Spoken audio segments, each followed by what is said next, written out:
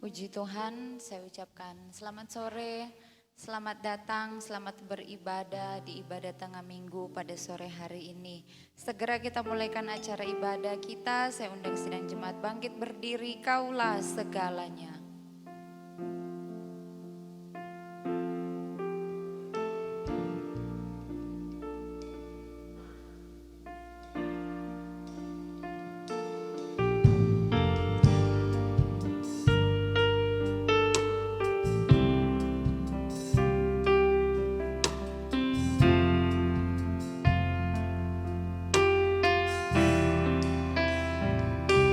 Kau Bapa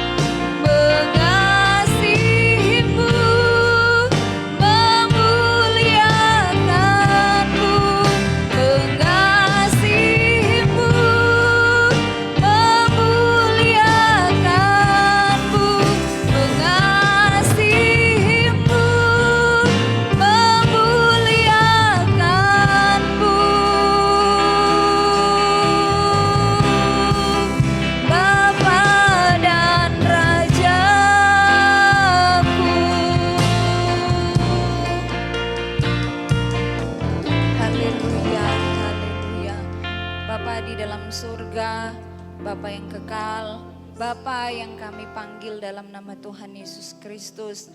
Terima kasih buat kesempatan yang Tuhan berikan kami bisa beribadah kembali di tempat ini. Terima kasih buat kesehatan yang Tuhan berikan kepada kami. Dan pada sore hari ini kami siap memuji, memuliakan nama Tuhan. Kami percaya Tuhan hadir bersama-sama dengan kami.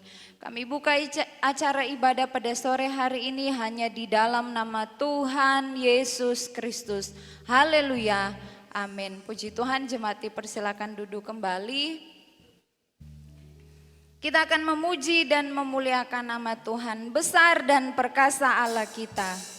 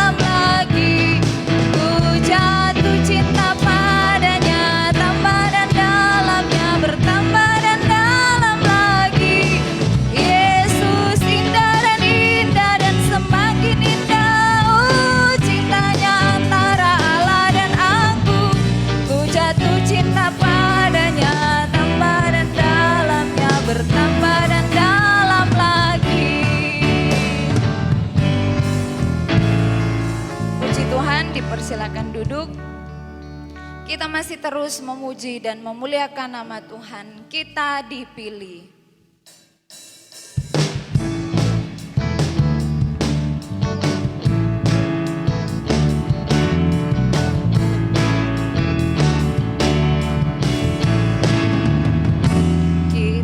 Dipilih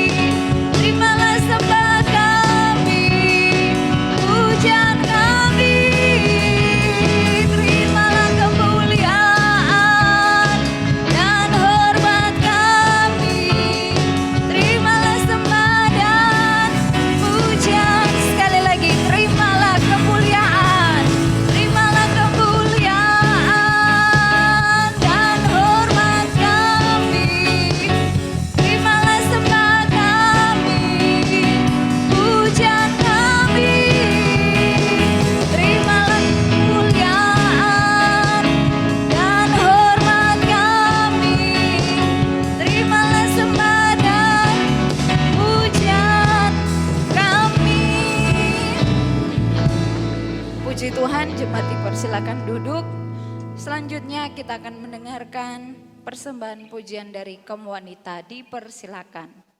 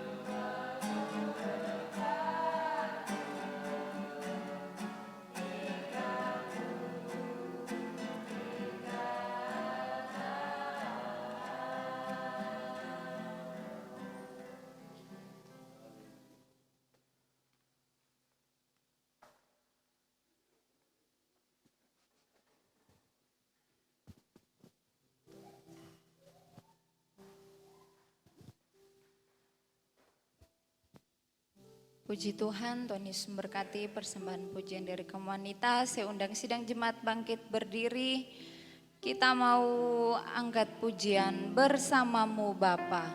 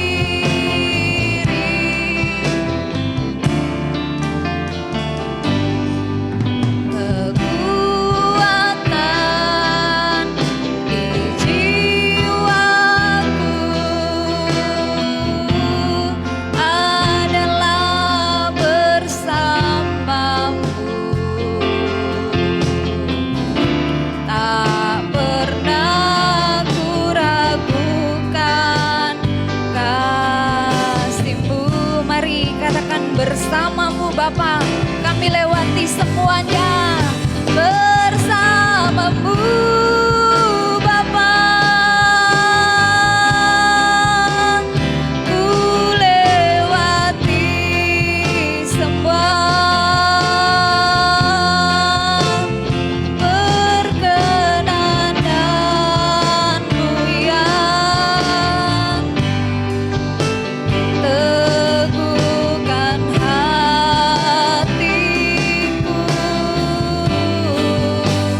Engkau yang bertindak,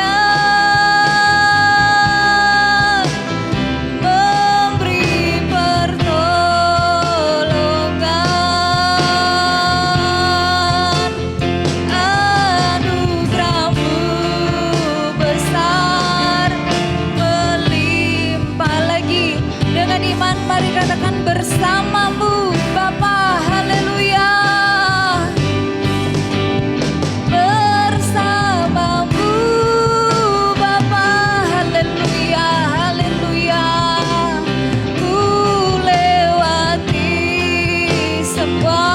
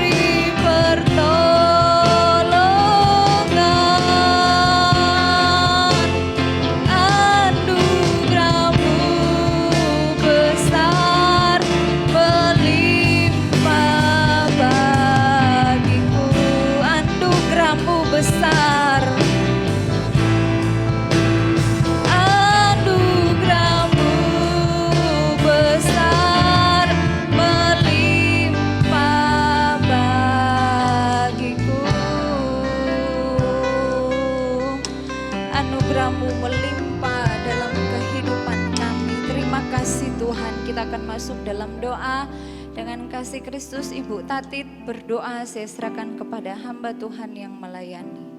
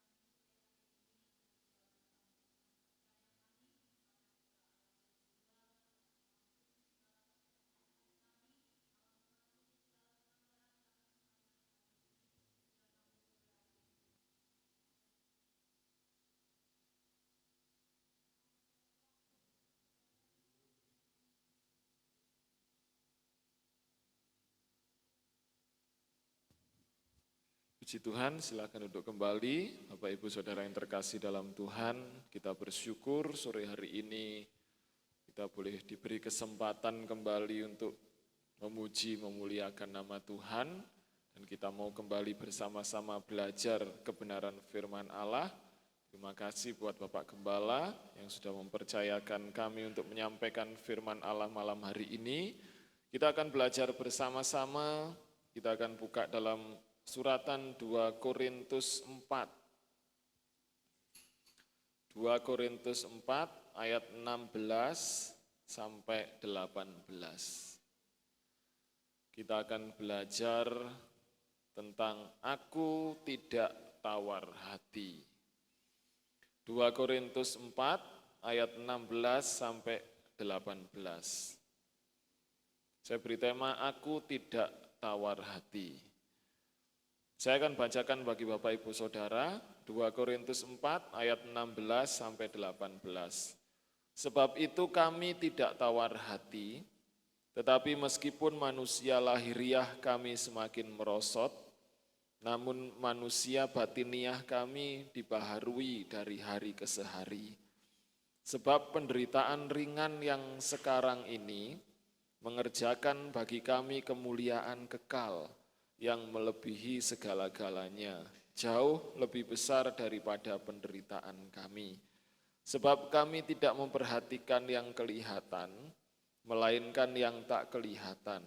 Karena yang kelihatan adalah sementara, sedangkan yang tak kelihatan adalah kekal.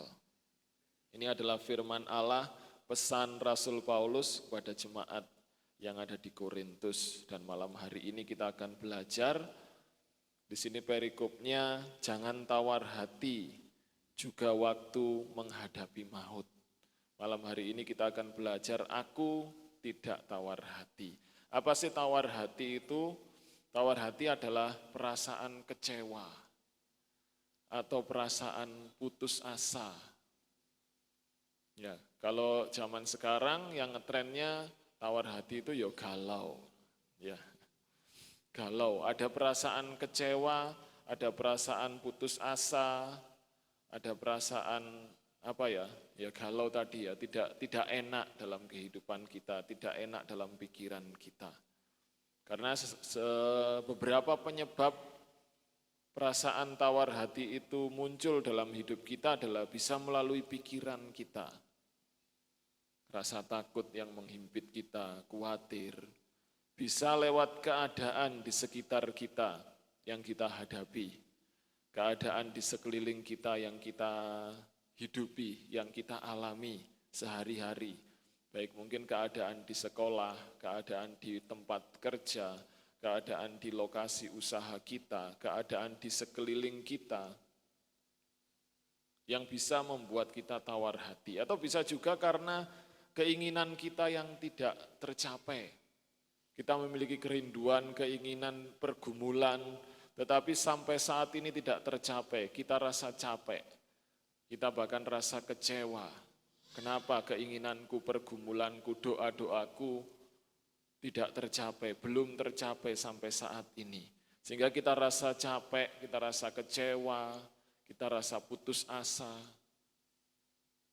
Nah, kalau kita lihat contoh kehidupan Elia ya, ketika Elia dikejar-kejar oleh Isabel, ketakutan yang menghinggapi pikiran Elia membuat Elia tawar hati.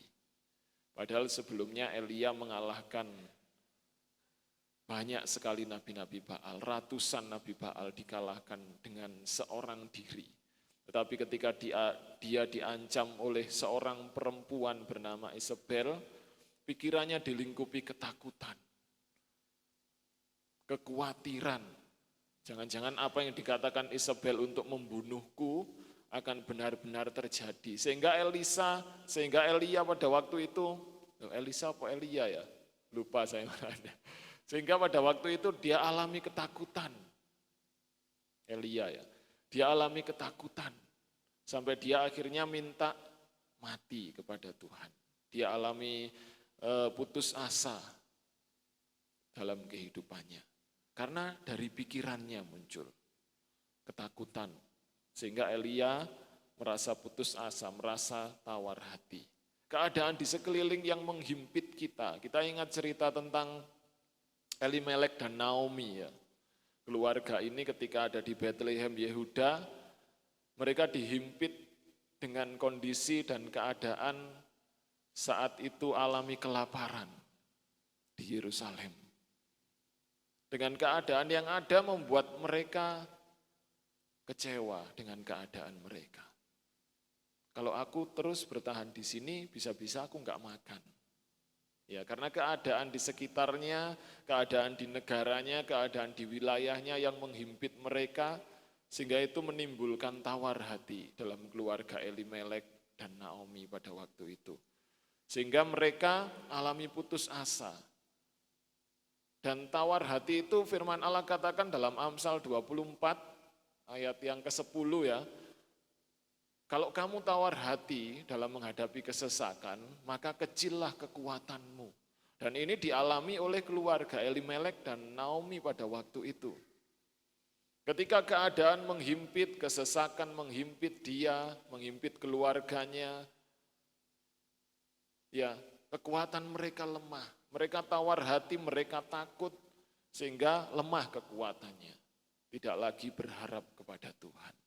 Tidak lagi mengandalkan Tuhan, tetapi akhirnya mereka mengandalkan kekuatannya sendiri.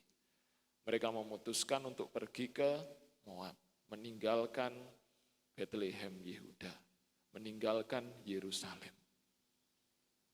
Karena keadaan yang menghimpit mereka, sehingga kecillah kekuatan mereka. Mereka alami putus asa sehingga apa yang dialami, apa keputusan-keputusan yang diambil adalah kekuatannya sendiri, bukan lagi kekuatan Tuhan. Dan mungkin keadaan sekitar kita, pikiran kita saat ini membuat kita beralasan, aku putus asa. Jangan tawar hati, kok iso jangan tawar hati lah keadaannya kayak begini. Tekanan menghimpit kita, masalah menghimpit kita, ketakutan, kekhawatiran menghimpit kita. Bagaimana kita tidak bisa tawar hati, bagaimana saya enggak kecewa, bagaimana saya enggak takut, bagaimana saya enggak putus asa. Pikiran dan keadaan yang membuat pikiran kita menjadi takut. Sering Bapak Ibu ya kita alami ya. Sering ya Bapak Ibu ya kita rasakan, kita hadapi dalam kehidupan kita sehari-hari ketika ada masalah datang, pencobaan, sakit, penyakit atau apapun itu yang menghimpit kita, sering kita rasa kecewa. Atau pergumulan-pergumulan kita yang tidak kunjung dijawab oleh Tuhan, sering kita rasa kecewa. Sering kita rasa tawar hati. Tetapi malam hari ini kita belajar aku tidak tawar hati. Kita harus lawan seperti apa yang Paulus katakan. Sebab itu kami tidak tawar hati. Sekalipun manusia lahiriah kami semakin merosot. Mungkin kita tawar hati, kita takut, kita kecewa, kita putus asa karena keadaan lahiriah kita yang semakin merosot. Kok aku semakin elek ya, sudah pasti. Kok aku semakin keriput ya, sudah pasti itu Bapak Ibu ya. Kok kondisi tubuhku semakin merosot, kesehatan fisikku, sakit, penyakit datang menimpa, atau kelemahan-kelemahan kita hadapi, seperti apa yang Paulus hadapi. Paulus katakan kami tidak tawar hati, kami tidak takut meskipun manusia lahiriah kami semakin merosot. Yang Paulus lakukan, yang penting iman rohani kita, iman rohani Paulus semakin bertumbuh, semakin berharap di dalam Tuhan. Nah malam hari ini kita belajar bagaimana supaya aku tidak tawar hati. Kita akan baca ayat yang ke-18. Yang pertama, bagaimana supaya kita, saya, aku, katakan pada diri kita masing-masing ya, bagaimana supaya aku tidak tawar hati.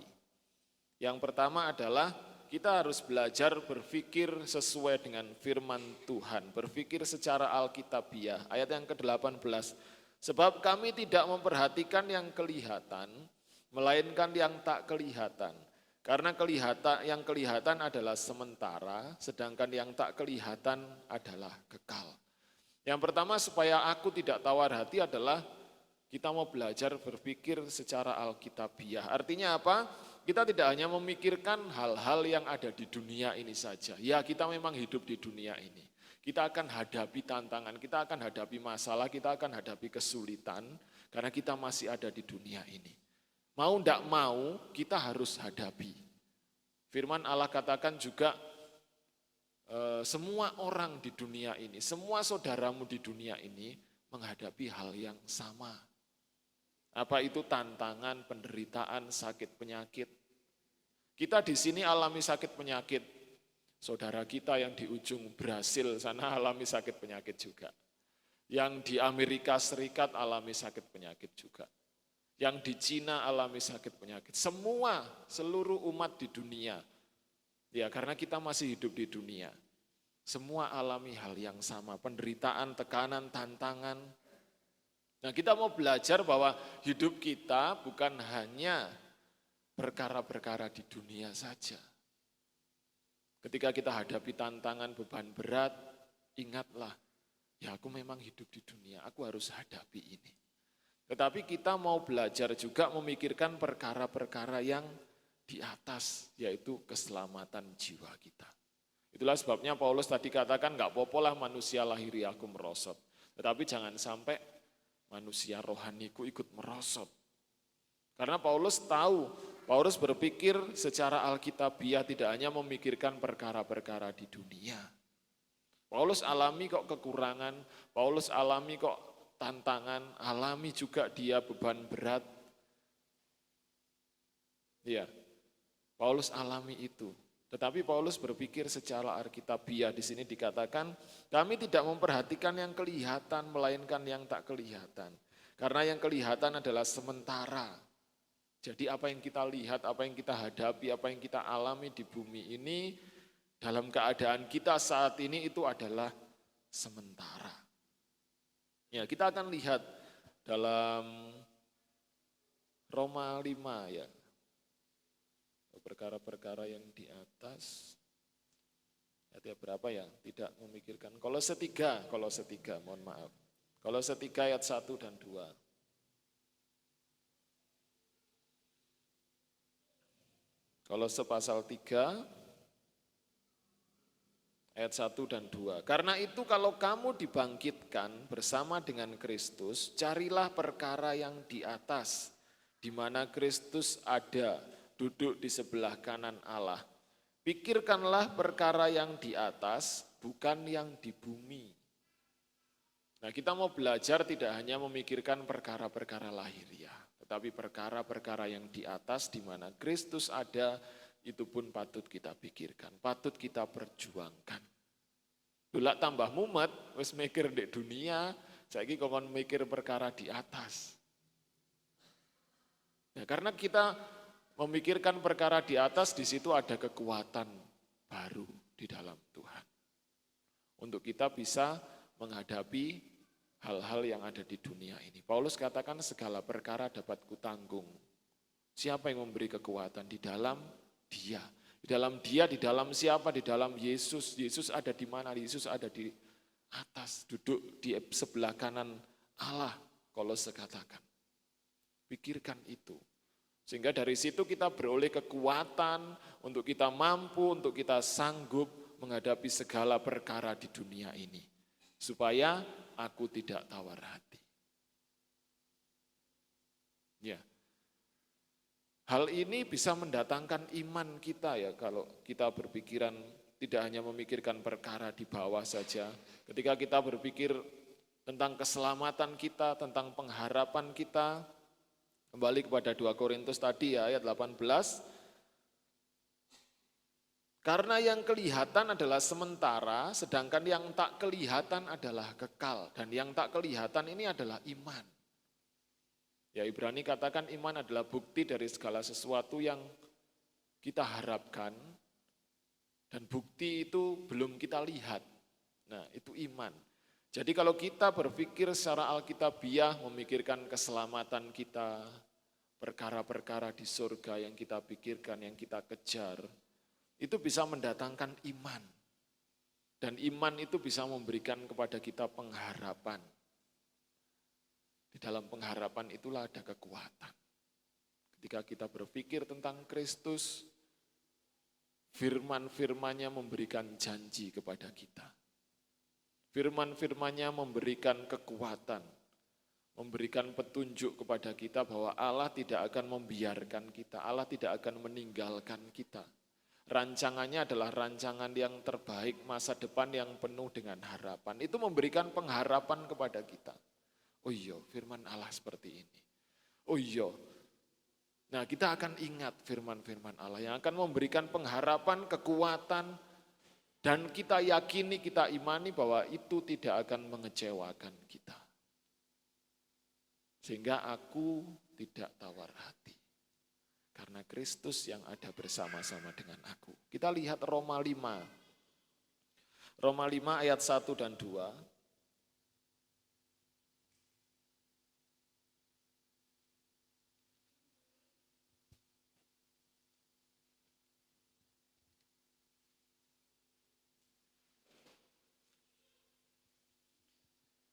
Sebab itu, Roma 5 ayat 1 dan 2, sebab itu kita yang dibenarkan karena iman, kita hidup dalam damai sejahtera dengan Allah oleh karena Tuhan kita Yesus Kristus. Oleh Dia, kita juga beroleh jalan masuk oleh iman kepada kasih karunia ini. Di dalam kasih karunia ini kita berdiri dan kita bermegah dalam pengharapan akan menerima kemuliaan Allah. Kalau kita berpikir secara alkitabiah, kita akan memperoleh pengharapan akan kemuliaan Allah. Kita akan memiliki iman, dan iman itu akan membawa kita hidup dalam damai sejahtera. Iman itu akan memberikan kita hidup dalam damai sejahtera. Karena kita yakin di dalam iman ada pengharapan yang tidak akan mengecewakan. Sehingga menghasilkan damai sejahtera, sehingga kita tidak takut lagi, sehingga kita tidak bimbang lagi, sehingga kita tidak kecewa lagi, sehingga aku tidak tawar hati lagi. Karena Kristus yang ada bersama-sama dengan kita. Yang kedua, aku tidak tawar hati belajar menerima keadaan dengan senang hati. Ya, kita kembali kepada 2 Korintus tadi, kita akan lihat ayat yang ke-16. Sebab itu kami tidak tawar hati, tetapi meskipun manusia lahiriah kami semakin merosot, namun manusia batiniah kami dibaharui dari hari ke hari. Aku tidak tawar hati karena aku belajar menerima keadaanku dengan senang hati.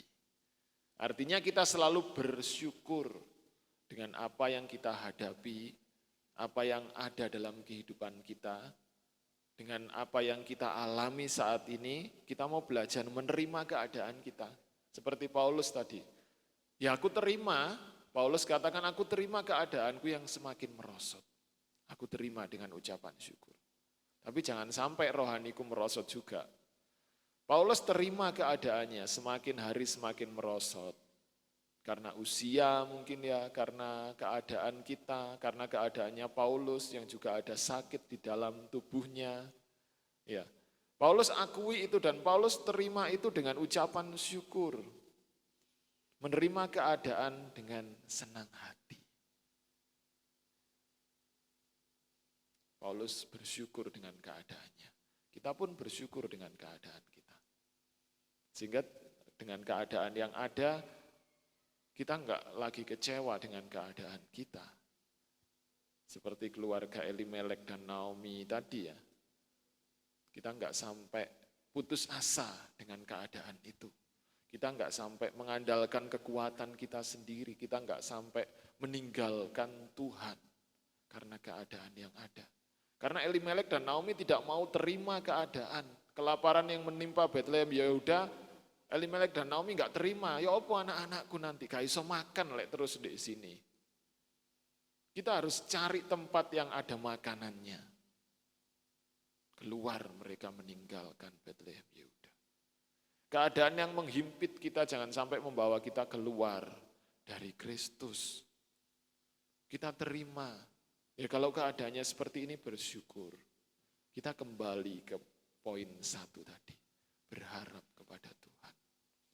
Bersandar mengandalkan Tuhan. Maka di situ terletak kekuatan kita. Kita bersyukur, mensyukuri apa yang kita dapat. Apa yang ada dalam hidup kita. Keadaan yang kita alami ya kita syukuri. Paulus lakukan itu. Dalam kitab Filipi Paulus katakan, aku tahu apa itu kekurangan. Aku tahu apa itu masalah yang menghimpit saya. Aku tahu itu apa kelebihan, apa kelimpahan. Paulus terima itu semuanya dengan ucapan syukur.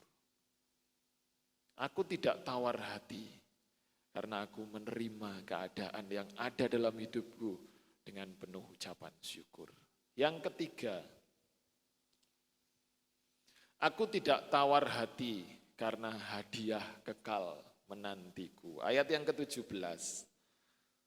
Sebab penderitaan ringan yang sekarang ini mengerjakan bagi kami kemuliaan kekal yang melebihi segala-galanya, jauh lebih besar daripada penderitaan kami.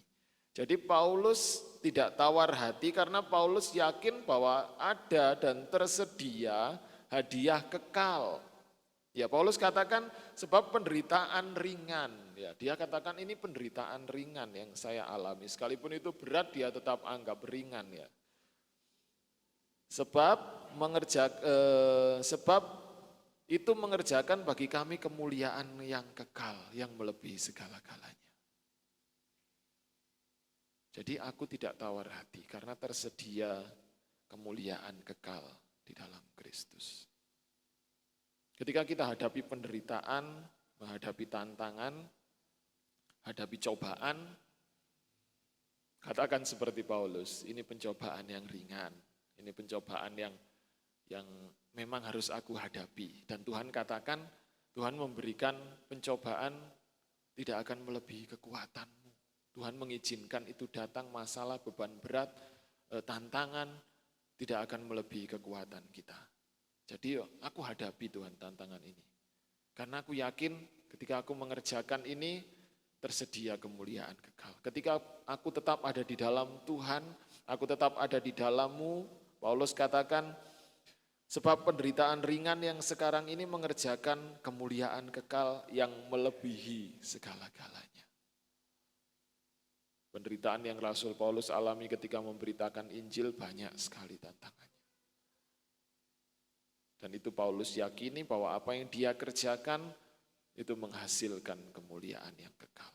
Kita mau yakini apa yang kita kerjakan di dalam Tuhan, pengharapan kita, iman kita, perjuangan kita untuk mencari Tuhan tidak akan sia-sia.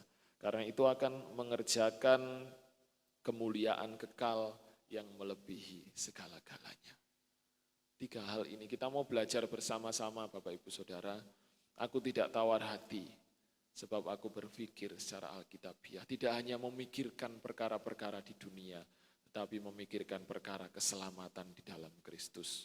Aku tidak tawar hati sebab aku bersyukur menerima keadaan dengan senang hati, dengan penuh ucapan syukur. Aku tidak akan tawar hati karena tersedia hadiah kekal, kemuliaan kekal di dalam Kristus Yesus. 3 ayat ini kiranya memberi kekuatan bagi kita dan mulai saat ini kita mau katakan, aku tidak tawar hati.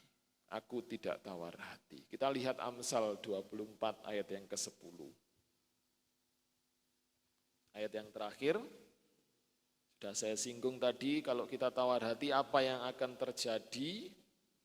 Amsal 24 ayat yang ke-10.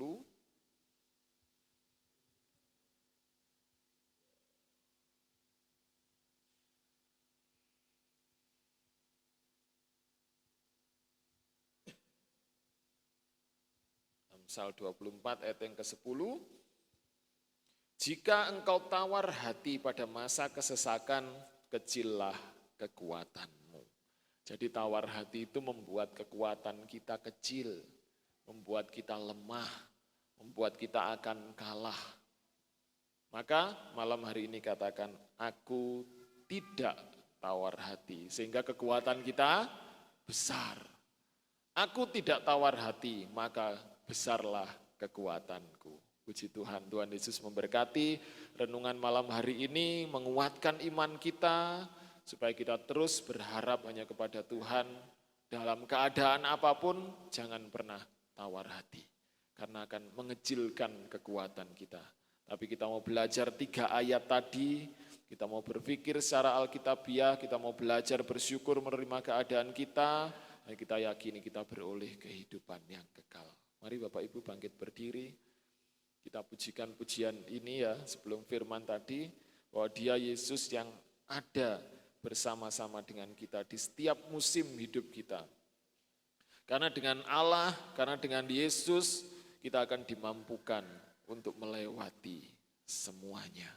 Dan perkenanan Allah itulah yang akan memberikan damai sejahtera dalam setiap hidup kita. Haleluya. Terima kasih Tuhan. Terima kasih Yesus. Haleluya. Bersamamu Bapa kami akan melewati semuanya, sehingga kami tidak tawar hati Yesus.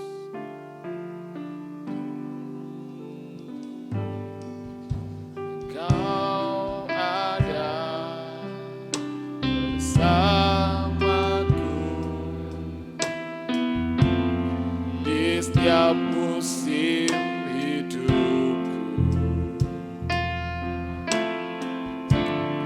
Tak pernah kau biarkan ku sendiri. Kekuatan kami di dalam Tuhan, kekuatan di jiwaku adalah bersamamu. Tak pernah ku ragukan kasih-Mu. Hanya bersamamu Tuhan, kami mau lewati semuanya bersamamu Bapa. Ku lewati semua pergumulan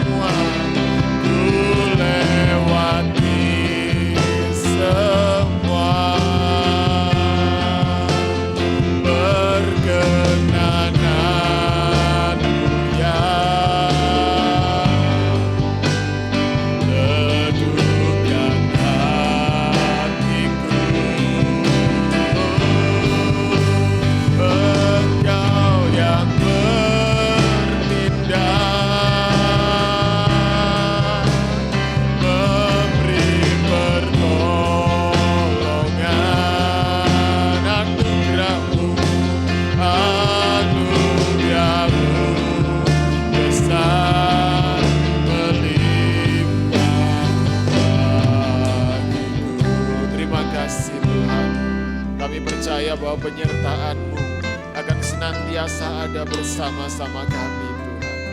Bahkan dalam setiap musim yang kami hadapi, dalam setiap keadaan yang kami alami, kami percaya Engkau Allah ada bersama-sama dengan kami.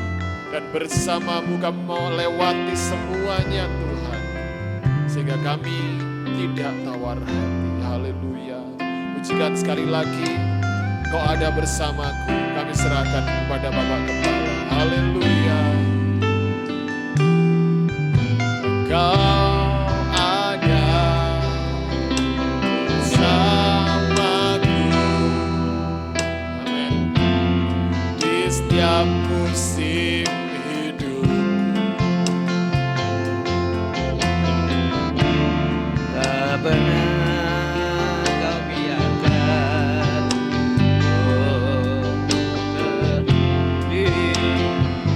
kekuatan kuatkan di jiwaku adalah bersamamu. Tak pernah ragukan kasih-Mu. Kita katakan bersamamu, kita bersama Yesus, bersama Bapa. Haleluya. Lewat di sebuah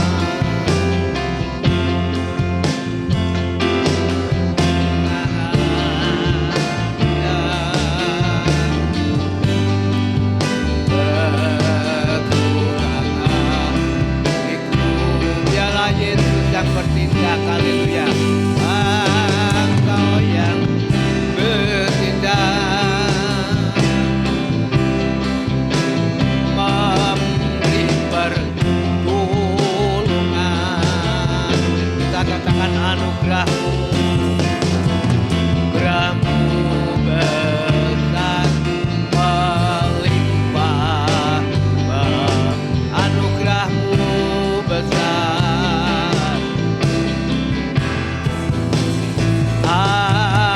Anugerah-Mu besar melimpah bagiku.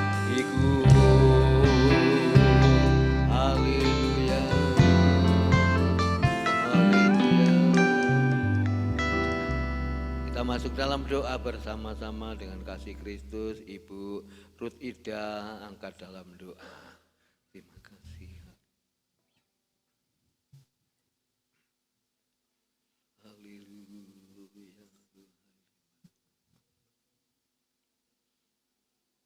Kami yang harus menghadapi masalah demi masalah, persoalan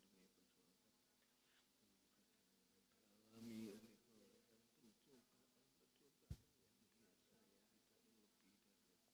kami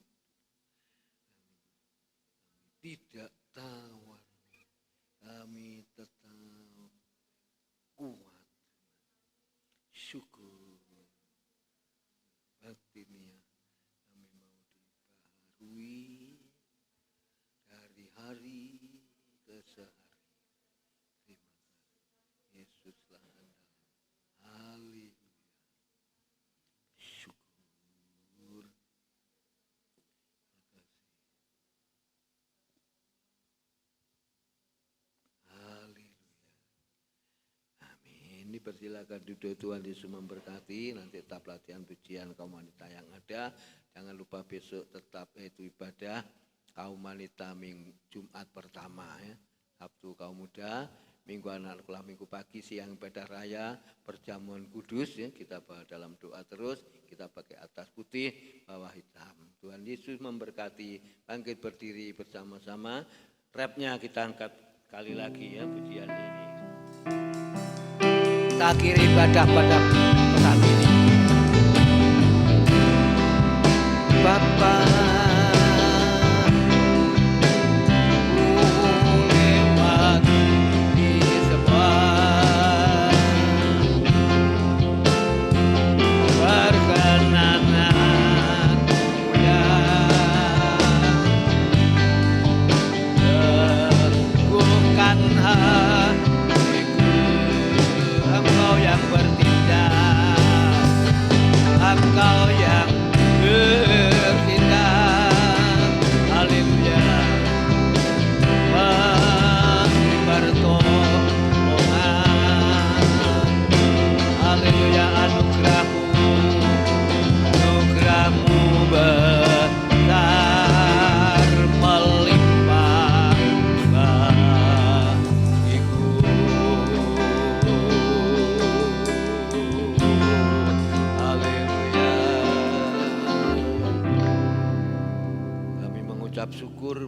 yang di surga, di dalam nama Tuhan Yesus Kristus sudah pimpin ibadah petang hari ini awal pertengahan sampai akhirnya. Biarlah kami berterima kasih juga atas segala firman-Mu, supaya kami tidak yaitu mandang yang kelihatan yang sementara, tapi yang tidak kelihatan kekal selama-lamanya, yang membawa hidup kami menuju kepada keselamatan ya Bapa. Terima kasih, kami bersyukur kepada Engkau. Kami sudah menyampaikan firman Allah, kami sudah mendengarkannya, kami bersama-sama sudah diberkati lewat firman-Mu ya Bapa. Sudah memberkati kami semua yang sudah hadir ya Bapa. Sebentar pelatih pujian kaum wanita kami serahkan dalam tangan-Mu, persembahan jemaat-Mu berkati, kami serahkan dalam perjalanan kami. Sebentar kami pulang bersama-sama penyertaan Allah, dan sepanjang malam yang gelap bungkus kami dengan darah Kristus. Biar kami beristirahat dengan tenang, Tuhan yang memberi suatu kekuatan, dan Tuhan yang selalu menyertainya ya Bapa. Ucapan syukur yang kami naikkan kehadirat-Mu awal pertengahan sampai akhir ibadah ini ya Tuhan. Bapak Ibu, saudara sekalian yang dikasihi Tuhan dan yang mengasihi Tuhan, terimalah berkat sukacita, terimalah berkat damai sejahtera yang datang dari Allah Bapa, Anak dan Roh Kudus menyertai kita sekalian pada petang ini sampai Maranatha, Tuhan Yesus datang yang dua kali. Pulanglah dengan kemenangan, pulanglah dengan sukacita, pulanglah dengan damai sejahtera. Berkat Abraham, berkat Ishak, berkat Yakub menyertai kami bersama pada malam ini. Di dalam nama Tuhan Yesus Kristus kami berdoa dan mengucap syukur. Haleluya. Amin. Tuhan Yesus memberkati ibadah saudara dan saya.